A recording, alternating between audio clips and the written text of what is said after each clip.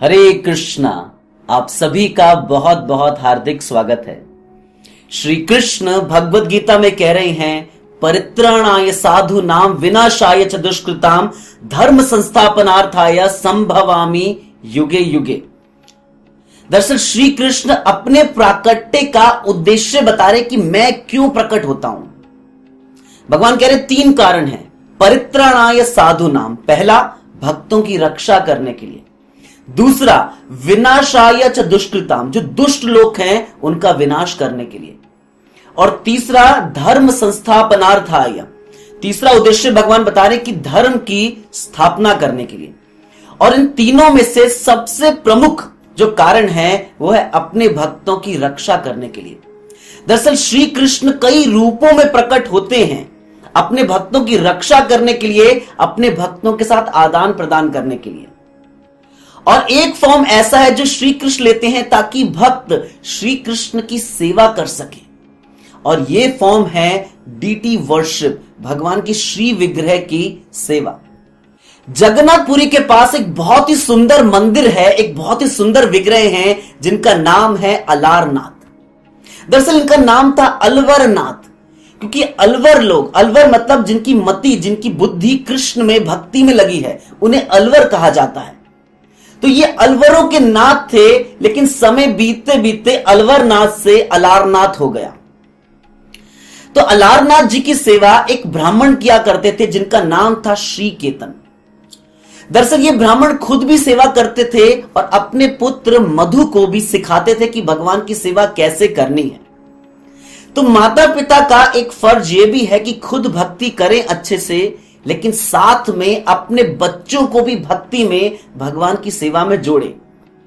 कई बार माता पिता देखा जाता है कि खुद अच्छी भक्ति करते हैं लेकिन बच्चों को भक्ति में लगाने के लिए कंजूसी करते हैं, कहते हैं बड़े होंगे तो समझ जाएंगे। नहीं, बचपन से जो प्रशिक्षण दिया जाता है बच्चे बड़े होकर बिल्कुल वैसे ही बनते हैं। तो श्री केतन जब भी भगवान की सेवा करते थे अलारनाथ जी की, वे अपने पुत्र मधु को साथ में बिठाते थे ताकि उनका पुत्र भी सेवा सीख सके। एक दिन किसी कार्य से श्री केतन को जाना पड़ा कहीं पर, और उन्होंने अपने पुत्र मधु से पूछा कि मैं कुछ दिनों के लिए बाहर जा रहा हूं, क्या आप भगवान की सेवा कर लोगे? तो मधु ने बचपन से देखा था कि कैसे भगवान की सेवा की जा सकती है, and he was very confident. Madhu को बिल्कुल पक्का था कि हां पिताजी आप जाइए, निश्चिंत होके मैं भगवान की सेवा अच्छे से करूंगा। तो श्री केतन जब चले गए तो मधु ने बहुत सुंदर तरीके से भगवान का श्रृंगार किया, भगवान को स्नान कराया। लेकिन अब जब बारी आती है भगवान को भोग लगाने की, तो मधु को समझ नहीं आता कि भोग कैसे लगाना, क्योंकि पिताजी जब भी भोग लगाते थे तो भोग लगाते समय केवल जो व्यक्ति भोग लगा रहा है और भगवान ही वहां पर होते हैं, बाकी पर्दा बंद कर देते हैं। तो मधु को समझ नहीं आया कि भोग कैसे लगाना है। उनकी माता ने एक सुंदर थाल पर भोग सजा के तुलसी डाल के दे दिया कि जाओ भगवान को भोग लगाओ। अब मधु ने थाली ले जाकर अलारनाथ जी के सामने रख दी और भगवान को बोला आप इसे खाइए, मैं अभी थोड़ी देर में वापस आता हूं। थोड़ी देर बाद मधु वापस आते तो देखते कि जो भोग था वो सारा थाली पे वैसे ही रखा हुआ था। अब मधु रोने लगे। मधु कहते हैं कि अगर आप इसे खाएंगे नहीं तो मेरे पिताजी मुझे डांटेंगे, मुझ पे गुस्सा करेंगे, आप इसे जल्दी खा लीजिए, मैं थोड़ी देर में वापस आ रहा हूं। मधु फिर वापस आते हैं, क्या देखते हैं कि सब कुछ थाल पे वैसे का वैसे पड़ा है। और अब की बार मधु बहुत रोने लगते हैं, विलाप करने लगते हैं कि आप प्लीज इसे खा लीजिए। इस बार जब मधु बहुत ही प्रेम पूर्वक और रोते हुए भगवान से प्रार्थना करते हैं, जब वे वापस आते तो देखते हैं कि थाल जो थी बिल्कुल खाली थी। तो मधु थाल को हाथ में ले आके मां को थाल पकड़ा देते हैं। मां कहती है प्रसाद, कहते भगवान ने सब खा लिया। उनकी माताजी सोचती कि मतलब आज तक मेरे जो स्वामी हैं, मेरे जो हस्बैंड हैं, वो भी भोग लगाते रहे हैं, लेकिन प्रसाद तो वापस आता ही है। भगवान दृष्टिपात करके उसको पा लेते हैं, लेकिन जो प्रसाद है, भोग को भगवान प्रसाद बना देते हैं, लेकिन वो प्रसाद तो भक्तों के पास आता ही है। तो 1 दिन बीता, 2 दिन बीता, 3 दिन बीत गए। घर पे सबने उपवास रखा हुआ था, क्योंकि मधु जो भी भगवान को भोग लगाते थे भगवान उसे खा लेते थे। 3 दिन बाद जब श्री केतन घर वापस आए और उन्होंने अपनी पत्नी को बोला कि मैं बहुत थका हुआ हूं, थोड़ा सा प्रसाद दे दो अलारनाथ जी का।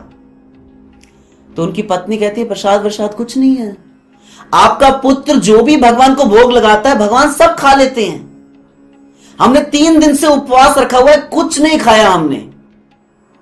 और श्री केतन बहुत ही हैरान होते हैं कि एक मूर्ति कैसे खा सकती है, मैंने नहीं कभी सुना कि मूर्ति खाती है, ये कैसे संभव है, ये कैसे हो सकता है। लेकिन साथ में वो ये भी सोच रहे थे कि मेरा जो पुत्र है मधु, उसके अंदर बहुत अच्छे संस्कार हैं, वो झूठ नहीं बोल सकता। आजकल के माता पिता होते तो सोचते कि अरे मेरा बच्चा तो है ही झूठा, झूठ बोल रहा होगा। लेकिन मधु वैसा नहीं था, उसके अंदर बहुत सुंदर बहुत अच्छे संस्कार थे। तो श्री केतन ने एक थाल पे भोग सजाकर, खीर सजाकर, तुलसी डालकर मधु को दी कि जाओ इसे आप अलारनाथ जी को भोग लगाओ। तो मधु बिल्कुल वैसे ही गए, उन्होंने अलारनाथ जी के सामने थाली रखी, उस थाली के अंदर एक कटोरे में खीर थी और मधु ने भगवान को बोला कि आप इसे पा लीजिए। जब मधु ने इस प्रकार से बोला आप इसे पा लीजिए, तो भगवान कुछ रिएक्ट नहीं कर रहे थे, खा नहीं रहे थे। मधु रोने लगे कि आप रोज तो इतनी आराम से खा लेते हैं, आज क्यों नहीं खा रहे आप? खाइए, मेरी मां ने बहुत ही प्रेम से ये खीर बनाई है आपके लिए, आप इसे खा लीजिए जल्दी से।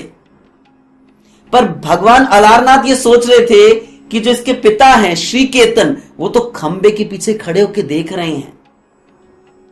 और जैसे ही भगवान ने अपने भक्त के लिए वो कटोरा उठाया खीर खाने के लिए, श्री केतन तुरंत खंबे के पीछे से कूदे और भगवान का झटके से हाथ पकड़ लिया जिस हाथ में खीर थी, और वो गरम गरम खीर छलक के भगवान के चिन्ह पर, उनकी छाती पर, उनके हाथ पे लगी और आज भी उन विग्रह पे उस जले हुए का निशान है।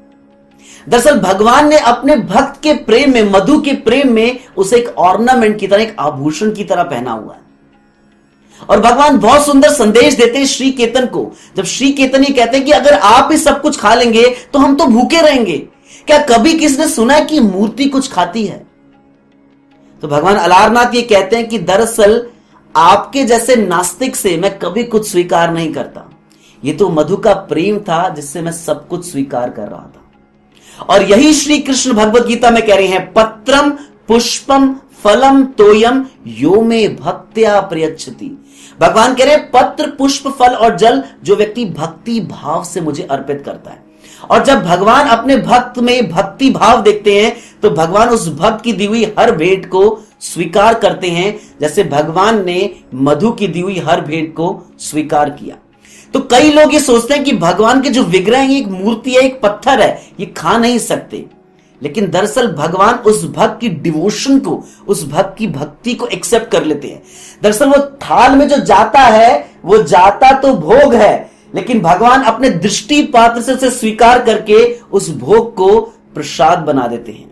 तो ये जो सुंदर विग्रह है अलारनाथ जी के, ये जगन्नाथपुरी के बहुत ही समीप, बहुत ही पास हैं, जहां पर भक्त लोग नियमित रूप से जाते हैं। और स्वयं चैतन्य महाप्रभु जब 15 दिन के लिए स्नान यात्रा के बाद जगन्नाथ जी के दर्शन बंद हो जाते थे, चैतन्य महाप्रभु दर्शन करने के लिए अलारनाथ जाते थे, क्योंकि चैतन्य महाप्रभु जानते थे कि अलारनाथ और कोई नहीं, स्वयं श्याम सुंदर हैं, कृष्ण हैं। आप सभी का बहुत बहुत धन्यवाद। हरे कृष्णा।